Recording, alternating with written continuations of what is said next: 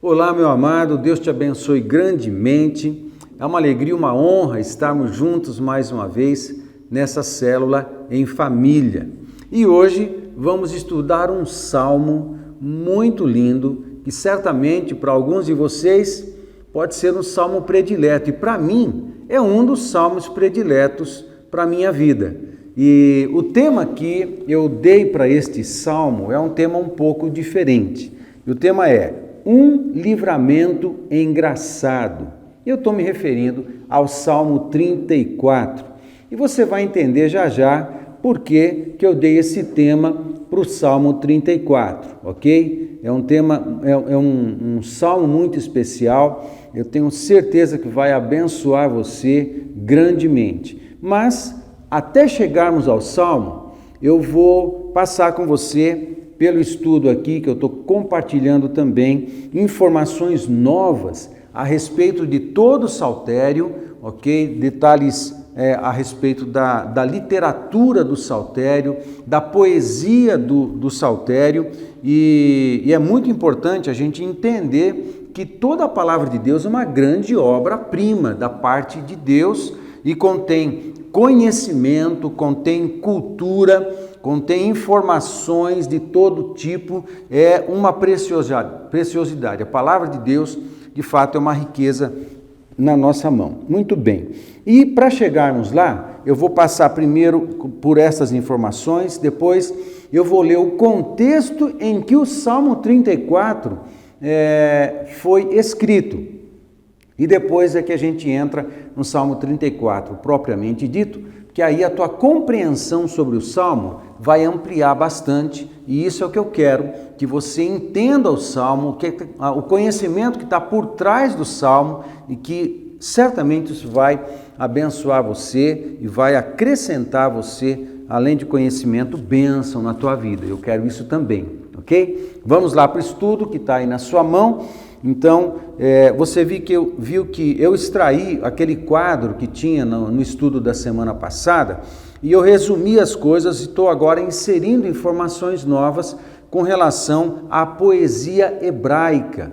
Na semana passada eu mencionei alguns temas gerais do estilo poético da poesia hebraica, que está baseado num paralelismo. E tem 3 tipos de paralelismo que eu só mencionei, não defini, e agora eu estou definindo para você, tá bom? Então, primeiro é o paralelismo sinonímico. Primeiro, só relembrando que o estilo de paralelismo na poesia hebraica é porque na poesia hebraica não tem rima de palavras, mas tem rima de ideias. E essa estrutura de paralelismo ajuda na construção desse tipo de rima. Então, indo lá, o primeiro paralelismo é o paralelismo, então, sinonímico, que consiste em expressar 2 vezes a mesma ideia com palavras diferentes. Um exemplo disso está no Salmo 15, verso 1.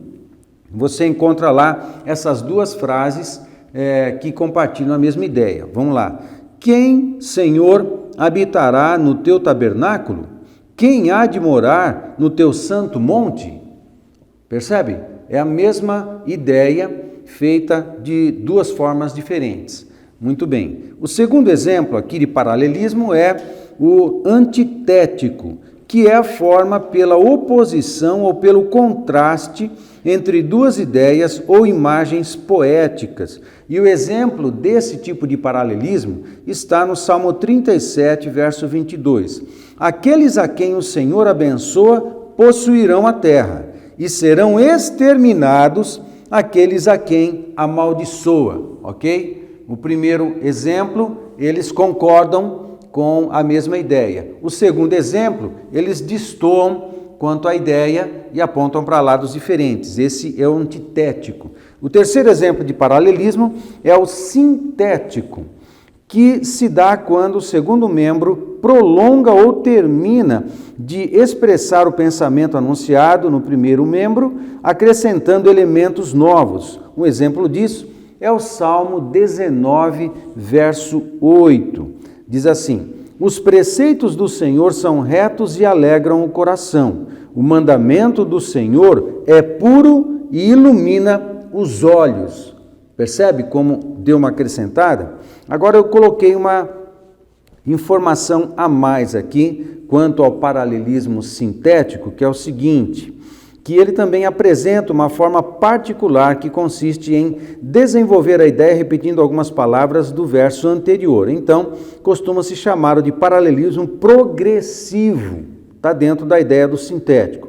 Como no caso do Salmo 145, verso 18. Perto está o Senhor de todos os que o invocam, de todos os que o invocam em verdade. Percebe que houve uma progressão de ideia? Ele enriqueceu um pouco, isso acontece nesse tipo de estrutura, ok? Desse paralelismo progressivo, ok? Mas eu incluí um detalhe a mais aqui que é muito interessante quando você lê os salmos, que são os salmos acrósticos. Os salmos acrósticos, geralmente, ou são chamados de acrósticos ou de sapienciais. Você viu em outro momento que existe um tipo de salmo que são os salmos de sabedoria, salmos sapienciais ou salmos de sabedoria. Viu quanta palavra nova, quanta expressão nova, quanto conhecimento lindo que estão por trás de um salmo. É uma obra-prima de literatura e a gente precisa respeitar o texto sagrado assim também. Então, salmos acrósticos. Em português, essa palavra existe e, geralmente, você já fez palavra cruzada? Interessante, a palavra cruzada é uma brincadeira que você escreve uma palavra na vertical e você vai escrevendo outras palavras na horizontal usando as mesmas letras da palavra que está na vertical. Portanto, isso é uma estrutura acróstica. Às vezes isso acontece usando as letras de uma palavra escrita na vertical como a primeira letra de várias outras palavras, e a construção dessas outras palavras ou frases forma uma ideia coerente, uma ideia inteligente. Isso é uma estrutura acróstica. No hebraico isso é muito comum, porque estão nos salmos sapienciais. Geralmente a estrutura acróstica faz parte do conjunto dos salmos sapienciais, porque são salmos construídos com um estilo sapiencial, construídos com muito mais cuidado. Quando eles pegam, geralmente, o alfabeto hebraico e cada um dos versos ou dos versículos do Salmo inicia com uma das letras do alfabeto hebraico. Então, é assim que acontece. E, geralmente, os salmos acrósticos ou sapienciais têm 22 versículos. Por quê? Porque é a quantidade das letras do alfabeto hebraico. Então, esses são chamados de salmos acrósticos. Não é muito legal? Não é legal isso? É muita inteligência, né, em cima do texto sagrado. É muito lindo a gente descobrir essas coisas. Muito bem. Um dos salmos acrósticos ou sapienciais que nós encontramos no Saltério é o Salmo 34. É o salmo que nós estamos estudando hoje. Isso é muito lindo. Você vai perceber quando nós lermos, eu vou mostrar para você como que ele foi construído. Mas aí segura um pouco, porque antes da gente entrar no Salmo 34, eu preciso falar para você do contexto em que ele foi escrito. Ele foi escrito depois de uma experiência de livramento que Davi teve quando ele estava junto com um rei. Isso é um evento que aconteceu e está registrado em 1 Samuel capítulo 21, nos versos de 10 a 15. Eu vou ler esses salmos para você e a gente vai entender o que é que está acontecendo. Esse contexto histórico de Davi está por trás do Salmo 34, por isso é importante a gente entender o que aconteceu, para que quando a gente lê o Salmo 34, ele enriqueça, ele brilhe mais. Vamos ver o que aconteceu com Davi aqui em 1 Samuel 21, de 10 a 15. E Davi levantou-se e fugiu aquele dia de diante de Saul e veio a Aquis, rei de Gate. Porém, os criados de Aquis lhe disseram: não é este Davi o rei da terra? Não se cantava deste nas danças, dizendo: Saul feriu os seus milhares, porém Davi os seus 10 milhares? E Davi considerou essas palavras no seu ânimo e temeu muito diante de Aques, rei de Gate, pelo que se contrafez diante dos olhos deles, e fez-se como doido entre as suas mãos, e esgravatava nas portas do portal, e deixava correr saliva pela barba. Então disse Aques aos seus criados: Eis que bem vedes que este homem está louco, porque mo trouxestes a mim? Faltam-me a mim doidos, para que trouxesses este que fizesse doidices diante de mim? Há de este entrar na minha casa? Ou seja, é o famoso momento em que Davi se faz de louco diante do rei, e por conta disso, Deus promove um grande livramento. O rei, se temesse a Davi, porque ele venceu o gigante, já era conhecido como um grande vencedor de guerras e batalhas, se esse rei se amedrontasse de Davi, certamente o mataria naquele momento, e porque Davi se fez de louco, ele foi colocado para fora. E não se engane, foi uma expertise de Davi, mas também um grande livramento de Deus, porque fosse uma outra situação, não custaria muito matar um general de guerra ou matar um louco porque está incomodando na sua frente, não faria muita diferença. No entanto, Davi, ele foi expulso do ambiente da presença do rei e no final das contas ele preservou a vida e Deus o livrou. Aí, por causa dessa experiência de livramento, ele escreveu um hino, que é o Salmo 34, ok? Então vamos para o Salmo 34 agora, e por favor leve em conta esse conjunto de informações, porque ele vai te ajudar, essas informações te ajudarão a fazer o Salmo brilhar enquanto a gente lê e a gente estuda, ok? Vamos lá. Lembra que eu falei que os salmos acrósticos ou sapienciais geralmente têm 22 versículos? Quantos versículos tem aí no Salmo 34? Exatamente, 22 versículos. Legal, né? Muito bem. No entanto, o Salmo 34 é separado em duas partes, duas grandes partes. Ok? Então está aqui no seu documento, aí no seu estudo, você está vendo a primeira do verso 1 a 10, a segunda do 11 a 22, e você está vendo aí a divisão do Salmo. Tem duas grandes divisões. A primeira é um cântico mesmo, a primeira parte é um cântico de ações de graça ao Senhor, que ouve o clamor dos aflitos. E a segunda parte é uma lição de sabedoria. Por isso, o Salmo 34 é também considerado um salmo, além de acróstico, sapiencial. Portanto, tem lições de sabedoria na segunda parte do livro. Uma lição de sabedoria: aquele que deseja ser feliz deve temer ao Senhor, porque ele retribui com justiça os bons e maus. Ok? Vamos ler o Salmo 34. Você vai gostar de ler esse salmo. Vamos lá. Louvarei ao Senhor em todo o tempo. O seu louvor estará continuamente na minha boca. A minha alma se gloriará no Senhor. Os mansos o ouvirão e se alegrarão. Engrandecei ao Senhor comigo e juntos exaltemos o seu nome. Busquei ao Senhor, embora a primeira parte seja um cântico, ele insere um cântico e acróstico, ok? Cada início de cada verso começa com uma letra do alfabeto hebraico, exatamente a seguinte, mas ele também acaba contando um pouco do seu testemunho.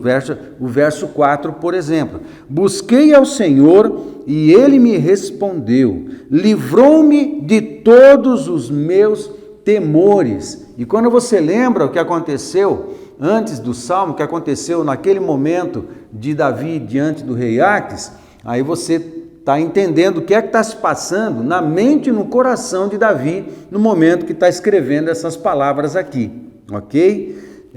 Livrou-me de todos os meus temores. Olharam para ele e foram iluminados, e olharam para Deus e foram iluminados. Provavelmente naquele momento ele pede sabedoria ao Senhor, Deus ilumina Davi. Essa é a experiência que ele está contando. E ele imagina se fazer de louco, e ele se fez e foi livrado. É interessante, né? Olharam para ele e foram iluminados, e os seus rostos não ficarão confundidos. Clamou este pobre, e o Senhor o ouviu, e o salvou de todas as suas angústias. O anjo do Senhor acampa-se ao redor dos que o temem e os livra. Não importa a situação que a gente esteja. Davi provou situações que talvez eu e você nunca provamos, mas o perigo e o risco que certamente Davi passou foi muito grande, talvez muito maior do que qualquer outra situação que eu e você tenhamos passado na nossa vida. E ele provou livramento. Nós também podemos provar livramento em qualquer situação em que estejamos, ok? O anjo do Senhor acampa-se ao redor dos que o temem e os livra. Provai e vede que o Senhor é bom, bem-aventurado o homem que nele confia. Temei ao Senhor vós, os seus santos, pois não tem falta alguma aqueles que o temem, ok? Os filhos dos leões necessitam e sofrem fome, mas aqueles que buscam ao Senhor de nada têm falta. E aqui acaba a primeira parte do Salmo, que é classificado como um cântico de ação de graças. A segunda parte já é um conjunto de versos também relacionados com a experiência do rei Davi, mas que são considerados como salmos sapienciais, que é um conjunto de sabedorias. Vamos ler essa segunda parte. Vê que legal. Vinde, meninos, ouvi-me, eu vos ensinarei o temor do Senhor. Percebe como muda o tom do verso? Por isso, você percebe essa grande divisão do Salmo. Quem é o homem que deseja a vida, que quer largos dias para ver o bem? Guarda a tua língua do mal e os teus lábios de falar enganosamente. Aparta-te do mal e faze o bem, procura a paz e segue-a. Os olhos do Senhor estão sobre os justos e os seus ouvidos atentos ao seu clamor. A face do Senhor está contra os que fazem o mal, para desarraigar da terra a memória deles. Os justos clamam, e o Senhor os ouve e os livra de todas as suas angústias. Perto está o Senhor dos que têm o coração quebrantado e salva os contritos de espírito. Muitas são as aflições do justo, mas o Senhor o livra de todas. Glória a Deus. Ele lhe guarda todos os seus ossos, nem sequer um deles se quebra. E dentro desta parte acróstica e sapiencial do Salmo 34, também existem porções proféticas. Este verso 20 também é uma porção de profecia messiânica dentro desse salmo, e você sabe que esse verso 20 se refere a Jesus, quando na cruz, morto, não teve nenhum dos seus ossos quebrados. Isso é muito legal. A malícia matará o ímpio, e os que aborrecem o justo serão punidos. O Senhor resgata a alma dos seus servos, e nenhum dos que nele confiam será condenado. Lindo, né? Lindo, lindo, lindo demais. Percebe que a partir do verso 11, o Salmo toma um corpo muito parecido com a narrativa de Provérbios, que é um livro de sabedoria, por isso que é chamado de sapiencial essa segunda parte do Salmo 34. Muito bem. Levando em conta, amados, todo esse conjunto de informações que eu estou repartindo com você, e agora que você tem um pouco mais de intimidade com o Salmo 34, eu quero propor algumas tarefas para você realizar aí nessa tua célula em família, tá certo?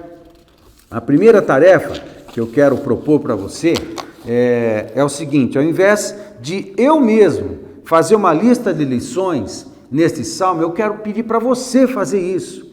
Leia de novo o salmo, lentamente, tranquilamente, com todo esse conjunto de conhecimentos que você já tem, e pega um papel, uma caneta e vai anotando do lado. Faça esse exercício. O pai ou a mãe, alguém, leia o texto em voz alta, lentamente, tranquilamente, e cada um vai anotando uma lição no seu papel aí. Assim que acabar de ler, você compartilha em família quais as lições que este maravilhoso salmo está trazendo para você, tá certo? E se você está fazendo essa célula em família, sozinho, ok? Ou então com os irmãos e outras pessoas que não são necessariamente a tua família, não tem problema. Converse entre vocês. Se você está sozinho, reparte esses testemunhos com a tua célula, tá certo? E assim nós todos nos abençoamos mutuamente. A segunda tarefa que eu reparto com vocês é o seguinte: vocês lembram que no domingo passado, na mensagem do domingo passado, nós nos referimos a vários testemunhos de vários irmãos, e eu pedi para vocês ligarem para nós ou mandarem esses testemunhos para a gente, testemunhos de livramento, testemunho de provisão, testemunho de cuidado sobrenatural. Deus está cuidando de todos nós. Portanto, eu quero pedir para você, depois, nessa segunda tarefa, você fazer uma lista também de tudo aquilo que Deus está fazendo com vocês nesses últimos meses. Não apenas, principalmente nesse tempo de isolamento, nesses 2 meses que estamos em isolamento, 2 meses praticamente, um pouco mais. Mas de preferência, dentro desse período de 2 meses de isolamento, qual é o teu testemunho? O que é que Deus está falando com você? Qual é o testemunho de orientação, de livramento, de milagre que você está recebendo de Deus dentro desses 2 meses, nesses meses de isolamento? Compartilhe entre vocês. Aí eu quero fazer uma sugestão para vocês, líderes de célula também.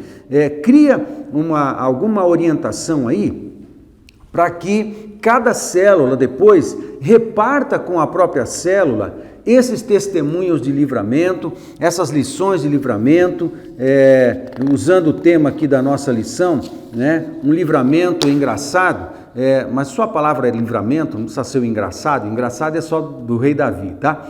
Então, compartilha com a tua célula testemunhos de provisão, de bênção, de livramento, o que você quiser, não tem problema. O importante é você repartir o que é que você está ouvindo e o que você está provando de Deus na tua vida nesse tempo. E assim nós vamos nos abençoando mutuamente com esse conjunto de testemunhos que vai fortalecer a nossa fé, fortalecer a nossa esperança e o nosso dia a dia, ok? Então, está aí a tarefa, está aí o estudo dessa semana. Espero que vocês cresçam com tudo isso. Deus te abençoe grandemente. Fiquem com Deus no nome de Jesus.